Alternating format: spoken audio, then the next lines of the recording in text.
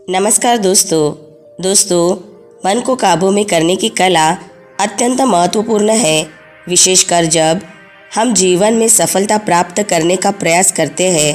बुद्ध की शिक्षाएं और बौद्ध धर्म की कहानियों में इस विषय पर गहराई से चर्चा की गई है। बुद्ध के अनुसार मन ही हमारे दुखों और खुशियों का मूल कारण है।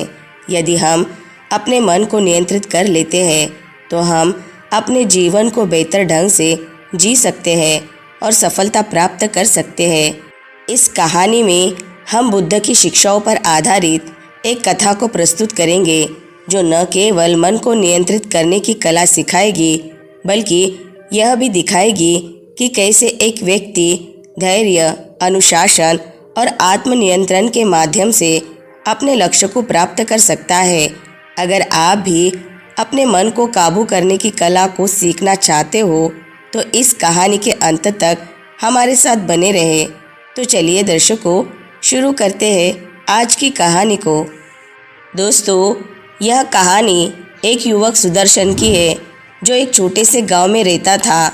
वह अत्यंत प्रभावशाली था, लेकिन वह अपनी योग्यताओं का पूरा उपयोग नहीं कर पाता था। उसके जीवन में असफलताओं का मुख्य कारण उसका अनियंत्रित मन था। वह बहुत कोशिश करता, लेकिन उसका ध्यान हमेशा इधर उधर भटकता रहता। कभी उसे अतीत की गलतियां सताती तो कभी भविष्य की चिंताएं। सुदर्शन के मन में अनगिनत विचार आते जाते रहते। वह किसी भी काम में ध्यान नहीं लगा पाता। उसका मन किसी मस्त बंदर की तरह था जो कभी शांत नहीं रहता। यह उसकी सबसे बड़ी कमजोरी बन चुकी थी, जिससे वह निराश हो गया था। एक दिन गांव में यह खबर फैली कि बुद्ध गांव के पास एक आश्रम में रुके हैं। वहां पर ध्यान, मन की शांति और जीवन की समस्याओं का समाधान सिखा रहे हैं। सुदर्शन को लगा कि उसे अपनी समस्याओं का समाधान वहीं मिल सकता है।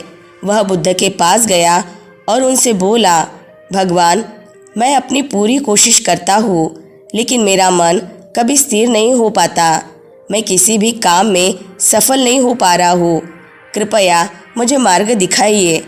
बुद्ध ने सुदर्शन की समस्या सुनी और कहा, सुदर्शन, तुम्हारी समस्या का समाधान मन को नियंत्रित करने में है। मन एक घोड़े की तरह है। यदि इसे काबू में कर लिया जाए तो यह तुम्हें जहाँ चाहे वहाँ ले जा सकता है, लेकिन अगर यह अनियंत्रित हो तो तुम्हें भटका सकता है और तुम अपने लक्ष्य तक कभी नहीं पहुंच पाओगे। बुद्ध ने सुदर्शन को पहला अभ्यास सिखाया, सांसों पर ध्यान केंद्रित करना। उन्होंने कहा, तुम्हें सबसे पहले अपने विचारों को नियंत्रित करने की आवश्यकता है। इसके लिए सबसे सरल और प्रभावी तरीका है अपनी सांसों पर ध्यान देना।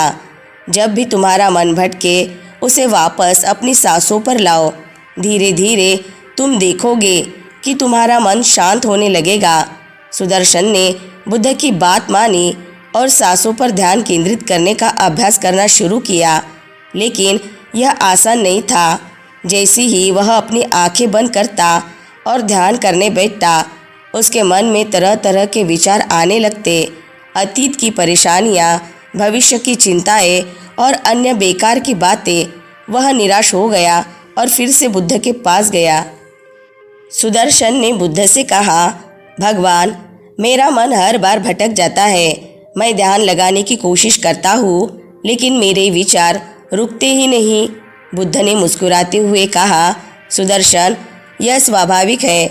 मन को शांत करना समय लेता है। तुम अपने विचारों से लड़ने की बजाय उन्हें बस देखो। जब कोई विचार आए तो उसे न रोकने की कोशिश करो, न उसे पकड़ने की। केवल साक्षी बनो। जैसे बादल आसमान में आते और चले जाते हैं, वैसे ही तुम्हारे विचार भी आएंगे और चले जाएंगे। यह एक महत्वपूर्ण सीख थी। सुदर्शन ने समझा कि उसे अपने विचारों के प्रति प्रतिरोध नहीं करना चाहिए, बल्कि उन्हें बस आने और जाने देना चाहिए। इस प्रकार उसने धीरे धीरे अपने ध्यान में सुधार करना शुरू किया। कुछ महीने बीत गए। सुदर्शन ने नियमित रूप से ध्यान करना शुरू कर दिया था, लेकिन फिर भी कभी कभी उसका मन भटक जाता। वह फिर से निराश हो गया और बुद्ध के पास गया। बुद्ध ने कहा, सुदर्शन, मन को नियंत्रित करना आसान नहीं है। इसके लिए अनुशासन और धैर्य की आवश्यकता होती है। यह ऐसा नहीं है कि एक बार ध्यान करने से सब ठीक हो जाएगा। मन एक बच्चे की तरह होता है जिसे धीरे धीरे सिखाना पड़ता है। अनुशासन से तुम उसे नियंत्रित कर सकते हो और धैर्य से तुम उसमें सुधार देख सकते हो। बुद्ध ने एक उदाहरण दिया।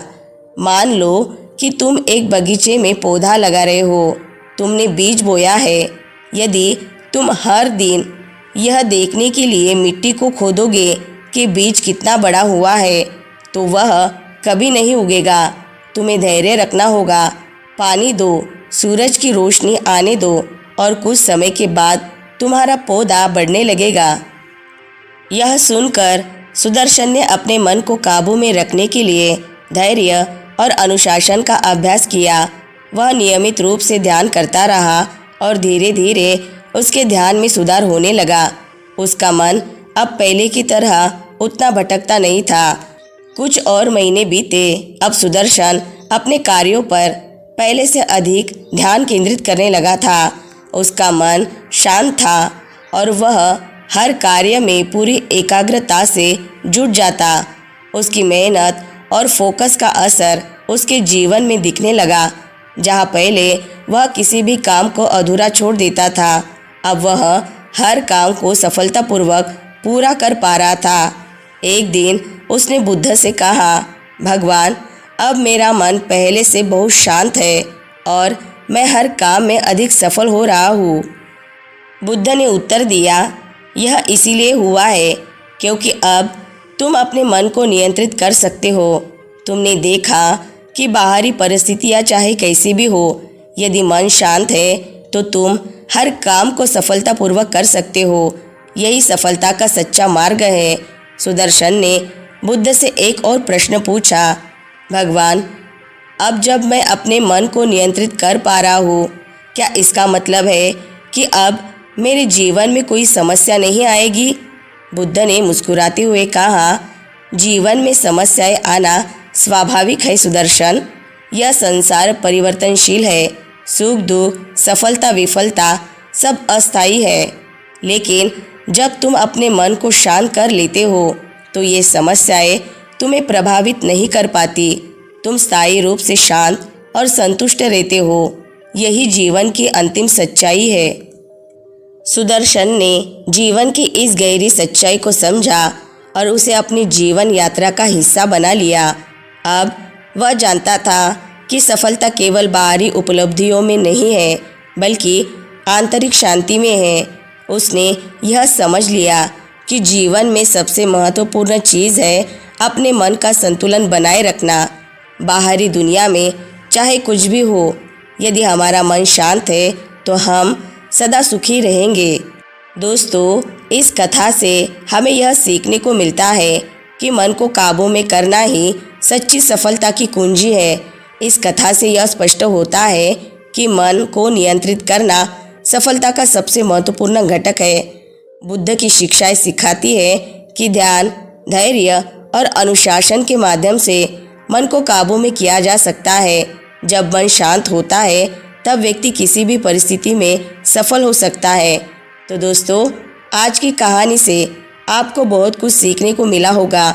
वीडियो अगर पसंद आई होगी तो वीडियो को लाइक, शेयर और चैनल को सब्सक्राइब ज़रूर से कर ले।